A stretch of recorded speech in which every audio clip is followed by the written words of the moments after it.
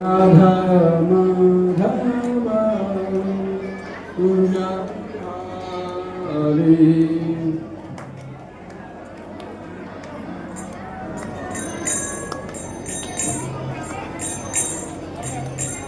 गोपीजन वल्लभा गिरिवरधारी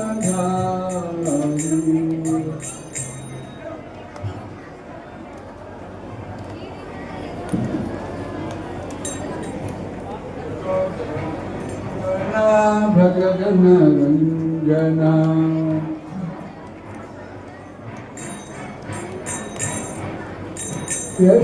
यशोदनंदना भजन रंजना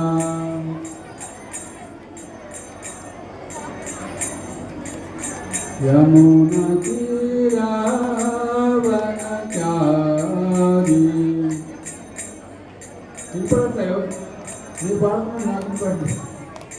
राधा माधव कुंज बिहारी राधे गोपी जन वल्लभा गिरिवरधारी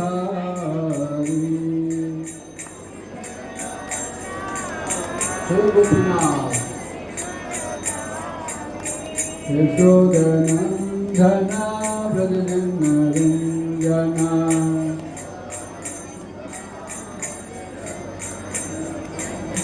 यमुना तीरावनचारी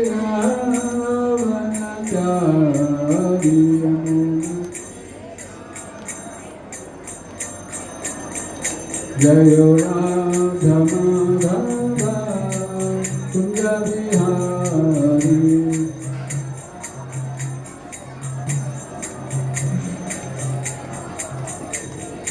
गोपीजन वल्लभा गिरिवरधारी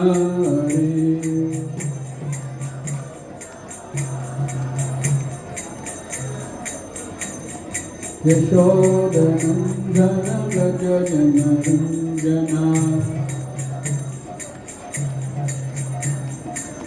यमुना तीरावनचारी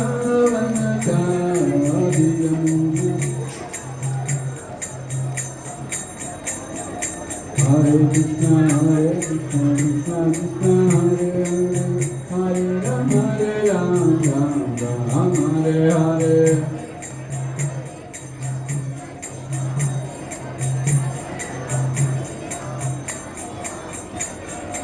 हरे कृष्णा कृष्णा कृष्णा हरे हरे हरे राम राम राम हरे हरे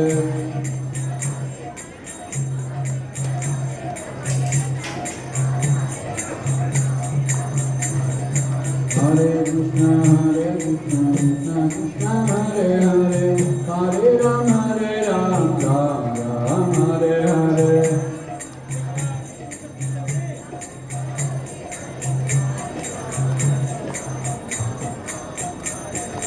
हरे कृष्णा कृष्णा कृष्णा हरे हरे हरे राम राम राम हरे हरे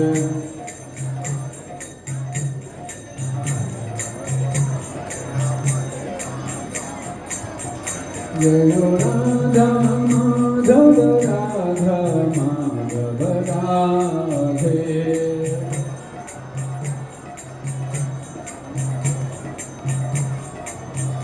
जय कृष्ण बलराम जय कृष्ण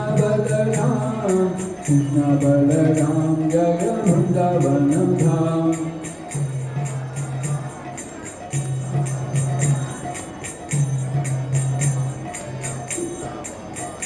जय गौरंगा गौरंगा गौरंगा जय गौरंगा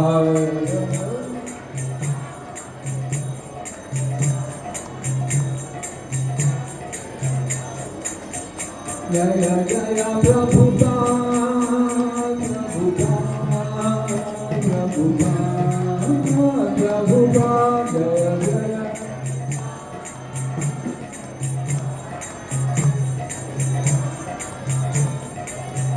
जय जय जय गुरुदेव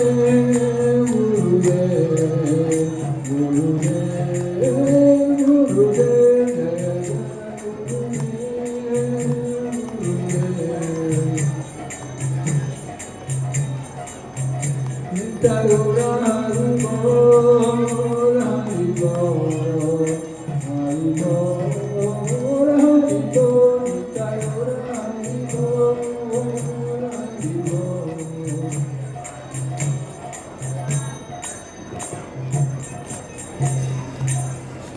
Ram Sankirtan ki Om Namo Bhagavate Vasudevaya Om Namo Bhagavate Vasudevaya Om Namo Bhagavate Vasudevaya Narayanam Namastutyam Naram Chaiva Narottamam Devim Saraswatim Vyasam Tato Jayamudirahe Nashtaprayeshu Avadheshu Nityam Bhagavata Sevaya Bhagavati Uttamasoke Bhaktir Bhavati Nistati Krishnaya Vasudevaya Devaki Nandanaya Cha Nandagopakumaraya Govindaya Namo Namah Namah Pankajanaಭಾಯ Namah Pankajamaline Namah Pankajanetraya Namaste Pankajamundave Om Ajnana-timirandasya Jnana-jnana-salakaya Chakshurunmilitam Yena Tasmai Shri-Gurave Namah Shri Chaitanya-Manobhishtam Sthapitam Yena Bhutale Swayam Rupa Sadanasam Dadati Saparantikam Vandeham Shri-Gurum Shri-Tapavakalam Shri-Gurum Vaishnavāṃ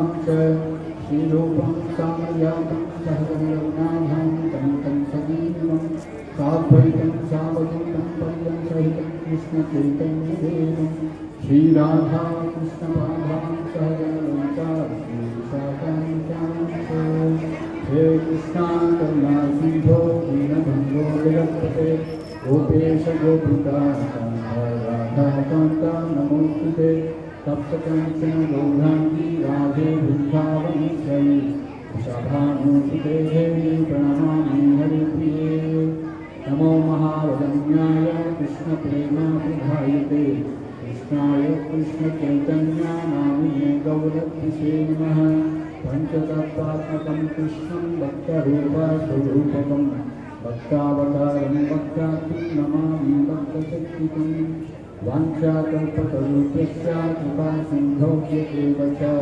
Patitanah-pavanebhyo Vaishnavebhyo namo namah Namo Vishnu-padaya Krishna-prestaya bhutale Srimate Bhakti-vedanta Swamini Namini Namaste Saraswati Devi Gauravadi Pitājane Nirvishesha Sunyavadi Pācākare-sadhārini Jaya Sri Krishna Chaitanya Prabhu Nityananda Sri Advaita Gadadhara Srivasadi Gaura Bhakta-vrinda Hare Krishna Krishna Krishna Hare Hare Hare Rama Rama Rama Hare Hare Hare Krishna Krishna Krishna Hare Hare Hare Rama Rama Rama Hare Hare Hare Krishna Krishna Krishna Hare Hare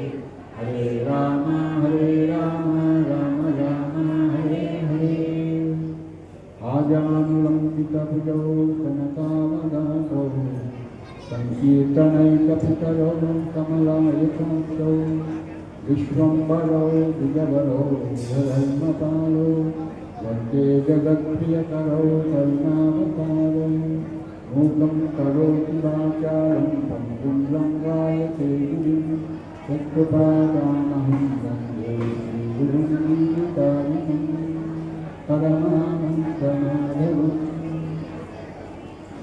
Hare Krishna. So మనందరం కూడా ఇక్కడ కృష్ణుడి యొక్క జన్మలీలను తెలుసుకోవాలని మనం ఇక్కడ సమావేశం అవుతున్నాము జన్మాష్టమి సందర్భంగా.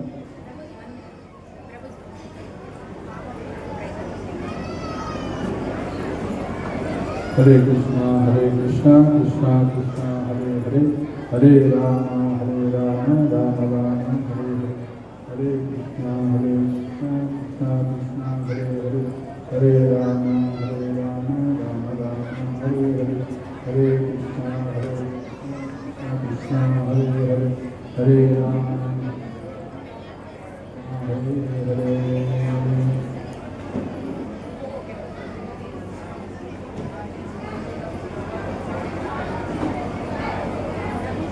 మనము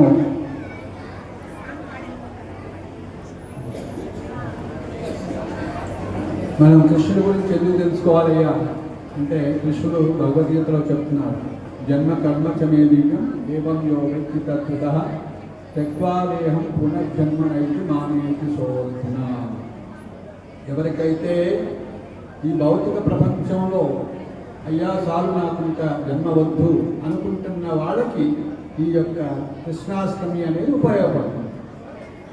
సాధారణంగా అందరికీ ఉపయోగపడుతుంది, కానీ ఎవరైతే సీరియస్గా నేను ఈ లోకంలో మళ్ళీ జన్మించను, జైలుకి మళ్ళీ వెళ్ళను, పోలీస్ స్టేషన్కి మళ్ళీ వెళ్ళను అని ఎవరికైతే అనుభవం అవుతుందో అది రాస్తారనమాట. దేవాలయానికి పోయిస్తే, ధామాలకు పోయిస్తే పునర్దర్శన ప్రాప్తి వస్తుంది రాసి ఉంటుంది. సో కోర్టుకు పోయించినా, పోలీస్ స్టేషన్కి పోయించినా ఎవరు పునర్దర్శన ప్రాప్తి చేస్తారని కోరుకోరు. సో కాబట్టి ఎవరికైతే ఈ లోకంలో మళ్ళీ జన్మించకుండా భగవంతుడి యొక్క ధామానికి పోవాలనుకుంటున్నారో వాళ్ళ గురించి ఈ యొక్క సీరియస్ అంటే తీవ్రంగా ప్రయత్నించే వారి కోసం ఈ యొక్క దేవాదిదేవుడు శ్రీకృష్ణ భగవాన్ అంటే ఈ భాగవత గ్రంథాలు, భగవద్గీత ఇవన్నీ కూడా ఎవరి కోసం ఉద్దేశించబడినవి? ముఖ్యంగా భాగవతం అనేది భాగవతం అందరినీ ఉద్ధరిస్తుంది, కానీ ముఖ్యంగా ఎవరైతే భక్తులై ఉంటారో వాళ్ళు రమిస్తూ ఉంటారు ఈ యొక్క శ్రీమద్ భాగవతం. ఏ విధంగా ఒక యువకుడు యువతి మీద ఎలా ఆకర్షణ సహజంగా కలిగి ఉంటారో అలా ఎవరైతే భక్తులు అవుతారో వాళ్ళ యొక్క ఆకర్షణ ఎక్కడ ఉంటుంది? శ్రీమద్ భాగవతం మీద ఉంటుందని శాస్త్రాలు చెప్తున్నాను. కాబట్టి మన యొక్క ఆసక్తి ఎక్కడ ఉండాలంటే భగవంతుడి గురించి తెలుసుకోవాలనేటువంటి తీవ్ర తపన, ఆసక్తి ఉండాలి. సో మరి అలాంటి శ్రీమద్ భాగవతాన్ని తెలుసుకోవడానికి మనకి వ్యాసదేవుడు ఆచార్యులు గురువులు ఏం చేశారు? సో కలియుగంలో మనందరికీ కూడా గ్రంథాల రూపంలో లిఖించి ఇచ్చారు, అదే శ్రీమద్ భాగవతం. ఈ శ్రీమద్ భాగవతంలో 9 స్కందాలన్నీ కూడా 10వ స్కందమైనటువంటి కృష్ణుడు ఆశయాన్ని తెలుసుకోవటం కోసమే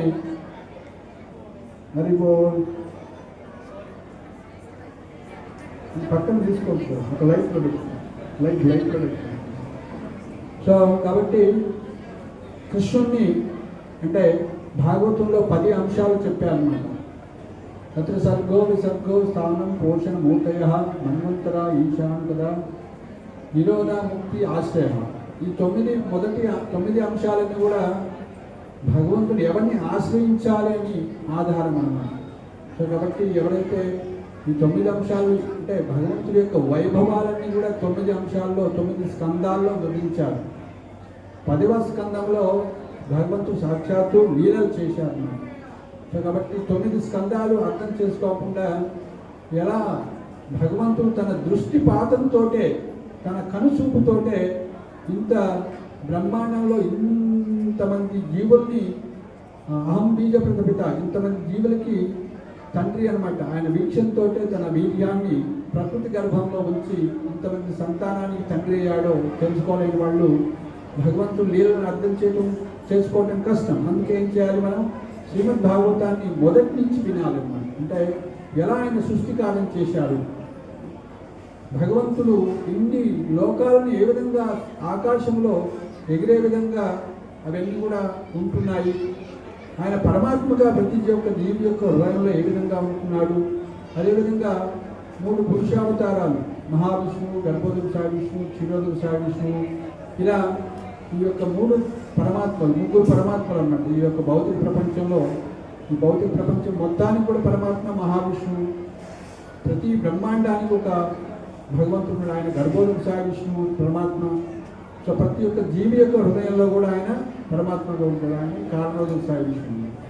మరి అంత శక్తి ఉందా నీకు నా హృదయంలో, లేకుంటే ప్రతి జీవి హృదయంలో ఉన్నంటే వాడు ఒక గోవర్ధన పర్వతాన్ని ఎక్కాడు, లేకుంటే రాసలీల చేశారు, లేకుంటే మధురలో జన్మించి అక్కడ అందరూ నిద్రపోయేటట్లు చేసి యోగమాయ ద్వారా అతను యమున దారి ఇస్తూ ఆ విధంగా బృందావనం వెళ్ళాడు. ఇవన్నీ కూడా మనం తెలుసుకోగలం. కానీ ఎప్పుడైతే మనం 9 స్కందాలు ఒక ప్రామాణిక గురు పరంపరలో ఉన్నటువంటి ఆచార్యుల నుంచి వినమో మనకి అర్థం కావాలి. సో కాబట్టి మొదట ఇంకా భాగవతాన్ని అర్థం చేసుకోవడానికి మనకి అర్హత ఏంటి అంటే ప్రామాణికమైనటువంటి వైష్ణవ సాంప్రదాయంలో ఉన్నటువంటి ఆచార్యుల్ని ఆశ్రయించడం అనేది ప్రధాన అర్హత. తస్మాత్ గురుం ప్రపద్యేత శ్రేయ ఉత్తమం. అంటే మన యొక్క శ్రేయస్సు ఎక్కడ ఉంది? గురువుని ఆశ్రయించడంలో ఉంది. గురువుని ఆశ్రయించకుండా మనం సాధారణ విద్య కూడా మనం పొందలేమన్నమాట. మరి ఎప్పుడు మనం గురువుని ఆశ్రయిస్తామండి? మన పిల్లల్ని ఎప్పుడు స్కూల్ పంపాలనుకుంటాం? తల్లిదండ్రులు తెలుగు కలపాలి కాబట్టి, చదువుకున్నారు కాబట్టి, అయ్యో చదువుకోవాలి లేకుంటే వీళ్ళు చెడిపోతాడు అని. మరి ఆ జ్ఞానం కూడా ఎలా వచ్చింది? పక్కన వాళ్ళని చూసో ఏదో విధంగా వచ్చింది అన్నమాట. మరి మనం ఎందుకు అందరూ గురువులు ఎందుకు ఆశ్రయించట్లేదు? అందరూ ఇస్కాన్కి రావట్లేదు ఎందుకు? బ్రహ్మ సాంప్రదాయం లేదా శ్రీ సాంప్రదాయం ఏదో ఒక సాంప్రదాయాన్ని ఎందుకు ఆశ్రయించట్లేదు అంటే వాళ్ళకి ప్రధాన కారణం వాళ్ళు మాయలో ఉన్నారు. ఎందుకు మాయలో ఉన్నారు? ఎందుకు మాయ పట్టుకుంటుంది? మళ్ళీ ఎవరైనా మాయ పట్టుకోవాలని కోరుకోరు. ఎందుకు పట్టుకుంటుందంటే అజ్ఞానంలో ఉండటం వల్ల మాయ కవర్ చేస్తుంది. మన కళ్ళని కృష్ణుడిని చూసేటువంటి శక్తి మనకు లేదు. ఎందుకంటే మాయ ఒక కర్టన్, ఒక పొరని కప్పి వేసి ఉంటుందన్నమాట. కానీ ప్రహ్లాదులు లాంటి భక్తులు అలా కాదు, ఆ మాయా పొరని దాటారు. ఎందుకు ఎలా దాటగలిగారు అంటే కృష్ణుడికి ఆయన తల్లి గర్భంలో ఉన్నప్పుడు శరణాగతి అయ్యాడు కాబట్టి, సద్గురువుని ఆశ్రయించాడు కాబట్టి, గురుముఖత భాగవతాన్ని విన్నాడు కాబట్టి మాయా అనేటువంటి పొరని ఆ మాయ ఆయన ఆవరించలేదన్నమాట. ఎవరైతే శ్రీమద్ భాగవతాన్ని వింటారో, గురువుని ఆశ్రయిస్తారో, వైష్ణవ పరంపరలో ఉన్నటువంటి గురువుని ఆశ్రయిస్తారో వాళ్ళ మాయ అంటదన్నమాట. మమ మాయా దురిత్యయ, భగవంతుడే చెప్తున్నారు, నా మాయని ఎవరు దాటలేదు. మరి ఎలా దాటుతారు అంటే ఎవరైతే నన్ను ఆశ్రయిస్తారో మామేవ ఏ ప్రపద్యంతే ప్రపత్తి అంటున్నారు. అంటే శరణాగతి కాంతే మాయను దాటితే కష్టం. మనకి అసలు మాయ అంటే ఏంటో కూడా అర్థం కాదు. ఏంటయ్యా మాయ అంటే త్రిగుణాలతో ఆవరించినటువంటిది అని మాయ అంటారు. దైవీ హింస గుణమయ్యి మమ మాయ అంటే ఈ 3 గుణాలతో ఉన్నటువంటి. కాబట్టి ఎవరు సృష్టించారంట ఈ యొక్క మాయని విజ్ఞానాన్ని కూడా? ఈ లోకాన్ని సృష్టించినటువంటి బ్రహ్మదేవుడు మొదట మనందరినీ ఒక సాఫ్ట్వేర్ తయారు చేసి వేసేసినప్పుడు. అంటే ఏదైనా సెల్ ఫోన్ ఓపెన్ చేసామనుకోండి, ఎండ్రాయిడ్ అని ఉంటే అది ఎండ్రాయిడ్ అట్లనే ఓపెన్ అవుతుంది. ఎంఎస్ ఆఫీస్ అని ఉంటే అట్లనే ఓపెన్ అవుతుంది. అంటే ఏ సాఫ్ట్వేర్ వేస్తే. సో మనకి బ్రహ్మదేవుడు ఈ లోకంలో సృష్టి చేసేటప్పుడు మొదట ఏం చేశాడు? 5 అజ్ఞాన ఆవృత్తులు సృష్టించాడు. మొదట 5 అజ్ఞాన ఆవృత్తులు సృష్టించారు. కాబట్టి మనం ఈ లోకంలోకి రాగానే అజ్ఞానం అనేది మనకి కవర్ చేస్తుంది. ఏంటయ్యా అజ్ఞాన ఆవృత్తులు ఎక్కడ చెప్పారు అవి అంటే శ్రీమద్ భాగవతం 3వ స్కందం 12వ అధ్యాయం 2వ శ్లోకంలో చెప్పారు. ఏంటయ్యా 5 అంటే మొదటిది తమస్సు. తమస్సు అంటే మన యొక్క స్వరూపాన్ని మనం మర్చిపోయాం. మన యొక్క స్వరూపాన్ని మర్చిపోయి మనం కుక్క అనుకుంటుంది, కుక్క అనుకుంటుంది. అది బ్రాహ్మణుడు అనుకుంటాను, నేను బ్రాహ్మణ్ణి అనుకున్నాడు. కుక్క అనుకుంటుంటే నేను కుక్క అనుకుంటుంది. మనిషి అనుకుంటే నేను మనిషిని అనుకున్నాడు. సో కానీ పండిత సమదర్శన విద్యా వినయ సంపన్నే బ్రాహ్మణే గవిస్త్రీ సునీ చైవ సభాకేశ పండిత.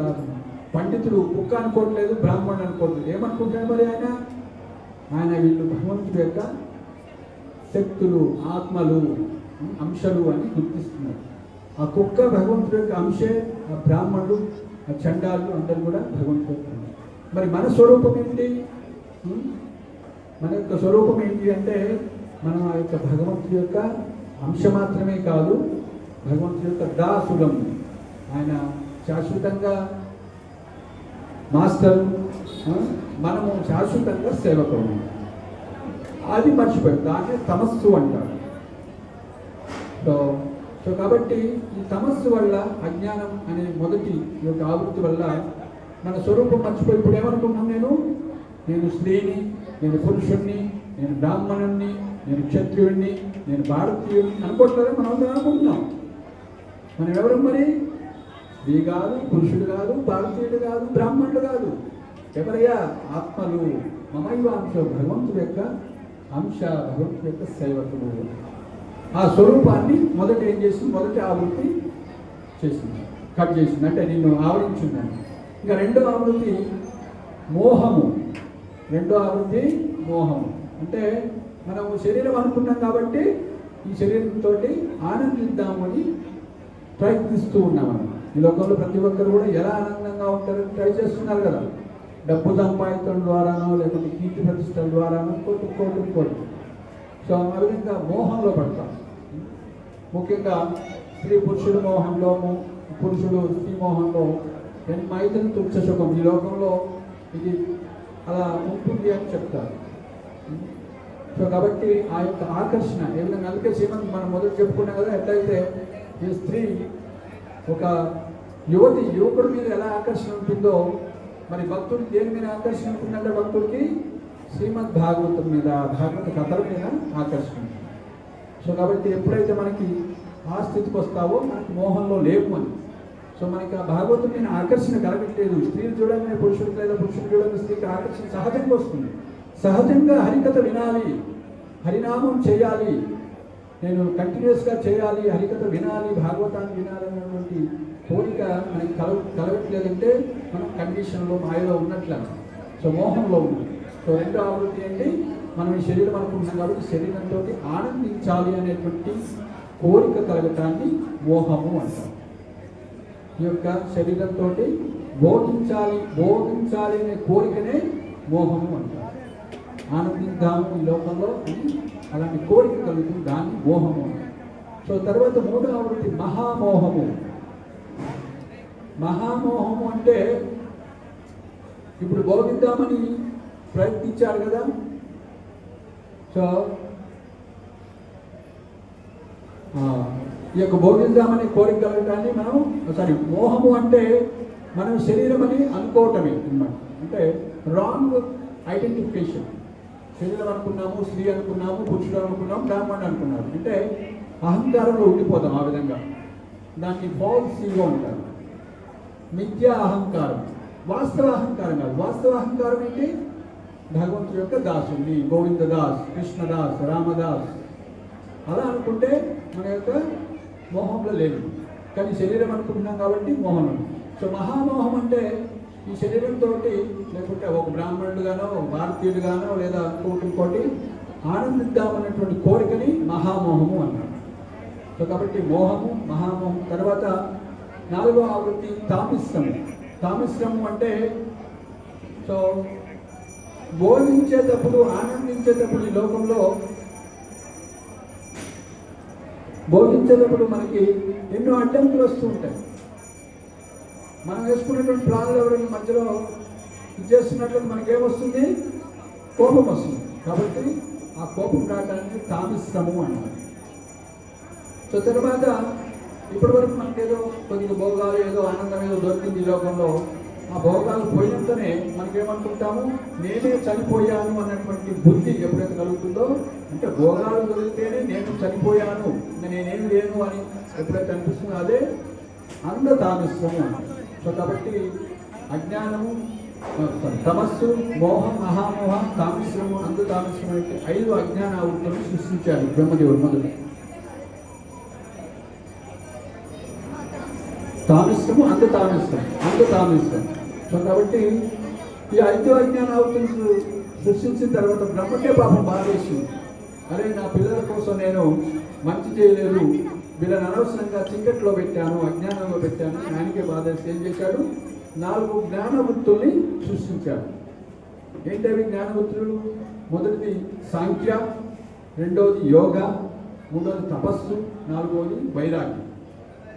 సో ఈ 4 జ్ఞానవృత్తులకి ప్రతీకగా సనత్ కుమారుని సృష్టించారు. సో వాళ్ళు జ్ఞానానికి ప్రతీకలు అన్నమాట.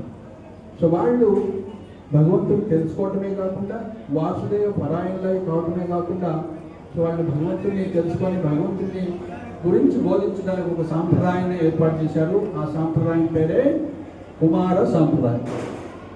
సో ఆ విధంగా మనకి 4 సాంప్రదాయాల్లో కుమార సాంప్రదాయం ఉంటుంది. సో కాబట్టి మనం ఒక ప్రామాణికమైనటువంటి వైష్ణవ సాంప్రదాయానికి కనెక్షన్ కాకుంటే మనం భగవంతుని తెలుసుకోలేము. సో కాబట్టి భగవంతుడు మరి ఈ లోకంలో అవతరించారు, బృందావన్ మధురలో అవతరించారు అంటే మరి అది మనం వాస్తవంగా తెలుసుకోవాలంటే ఏం చేయాలి? సో శ్రీల ప్రభుపాదులు దాన్ని మనకి ఒక వ్యవస్థను ఏర్పాటు చేశారు.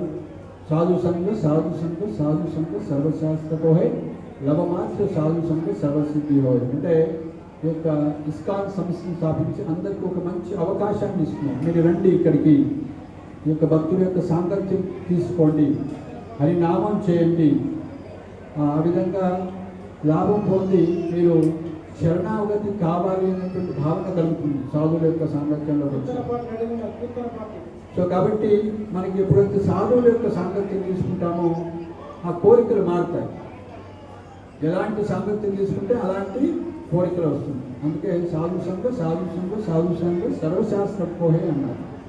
ఏ విధంగా అయితే మనం ఎక్కడైనా చనిపోయిన వాళ్ళ ఇంటికి వెళ్ళామనుకోండి, మన బంధువు కాకుండా కూడా గంట ఆడుతున్నట్లయితే మనకు కూడా శోకం ఆవరిస్తుంది. సో అట్లనే ఎప్పుడైతే మనం సాధువుల యొక్క సాంగత్యం తీసుకుంటామో మనకు కూడా నేను కూడా కృష్ణుని పొందాలి, కృష్ణుని చూడాలి, కృష్ణుని సేవించాలి అనే కోరిక వస్తుంది. సో కాబట్టి శ్రీల ప్రభుపాదులు చూడండి, మనందరికీ తెలియకుండానే ఎంత మహత్కార్యాన్ని చేశారు. సో కాబట్టి మనం 24 గంటల్లో ఎన్ని గంటలు సాధువుల యొక్క సాంగత్యాన్ని తీసుకుంటున్నాం. లేకుంటే సాధు సాంగత్యం అంటే ఓన్లీ వ్యక్తులతో కాదు, శ్రీల ప్రభుపాదులు ఇలా మనకి భాగవతాది గ్రంథాలు ఇవన్నీ కూడా సాధు సాంగత్యం కిందకి వస్తాయి. సో నిత్యం ఈ విధంగా సాధు సాంగత్యం ద్వారా మనము ప్రహ్లాదుడు ఏ విధంగా అయితే భగవంతుని చూడగలిగాడో, ఎం శ్యామ సుందరం అచించం గుణస్వరూపం అంటే అలాంటి ప్రేమ అంజనం అనేది మనకి ఏర్పడుతుంది. ప్రేమాంజన చురిత భక్తి విలోచనైన సంత సదైవ హృదయేషు విలోకైంది ఎం శ్యామ సుందరం అచించే గుణస్వరూపం గోవిందమాది పురుషం తమను. సో కాబట్టి ఏ విధంగా అయితే ప్రహ్లాదుడు అన్ని చోట్ల భగవంతుని దర్శించాలో మనం కూడా ఈ యొక్క ప్రేమాంజనం అనేది ఏర్పడినట్లయితే, భక్తి సాధన చేసినట్లయితే భగవంతుని విగ్రహంలోనే కాదు ప్రతి జీవి యొక్క హృదయంలో కూడా పరమాత్మను దర్శిస్తాము. అదేవిధంగా ఇంకా శుద్ధ భక్తుడు అయిన వాడు సాక్షాత్ భగవంతుని దర్శించాడు. ప్రతి ఒక్క జీవి యొక్క హృదయంలో భగవంతుడు ఏ రూపంలో ఉంటాడు? పరమాత్మ రూపం. శుద్ధ భక్తుడి యొక్క హృదయంలో ఏ రూపంలో ఉంటాడు? భగవంతుడి రూపంలో, పరమాత్మ రూపంలో ఉండేది శుద్ధ భక్తుడి యొక్క హృదయం. హనుమంతుడి హృదయంలో పరమాత్మ రూపంలో భగవంతుడు లేదు. ఏ రూపంలో ఉన్నాడు మరి? సాక్షాత్తు భగవంతుడే విరాజమానం. సో అలా మనం ఎప్పుడైతే హృదయంలో భగవంతుని చూస్తామో బయట అన్ని చోట్ల చూస్తాం. హృదయంలో పరమాత్మను దర్శించగలుగుతాము, బయట కూడా అలా మనం అలాంటి ప్రేమాంజనాన్ని పొందాలని ప్రార్థిస్తూ శ్రీల ప్రభుపాదులు సో సాధు సంగత్యంలో ఉంటామంది మనం ధరించాలని కోరుకుంటూ ఈరోజు ఒక కథను పంపిస్తున్నాం. హరే కృష్ణ హరే కృష్ణ కృష్ణ కృష్ణ హరే హరే హరే రామ రామ రామ హరే హరే. శ్రీల ప్రభుపాదుకి శ్రీమద్ భాగవతం की శ్రీకృష్ణ జన్మాష్టమి మహామహోత్సవ్ की గౌర ప్రేమానందే. ఇప్పుడు మనం నిజంగా కృష్ణాష్టమి ముహూర్తము 9 గంటల 16 నిమిషాలకు స్టార్ట్ అయింది. మనం దాదాపు అప్పుడే అభిషేకము చేసుకున్నాము, హారతి చేసుకున్నాము. నిజమైతే అంటే ముహూర్తంలో మనం పెట్టాము, అభిషేకం స్టార్ట్ అయినప్పటి నుంచి. సో ఇప్పుడు ఫైనల్గా హారతి ఉంటుంది, తర్వాత ప్రసాదం అందరికీ ఉంటుంది. ఉపవాసం ఉన్న వాళ్ళకి, ఉపవాసం లేని వాళ్ళకి అందరికీ ప్రసాదం ఉంటుంది. హరే కృష్ణ. కీర్తనకి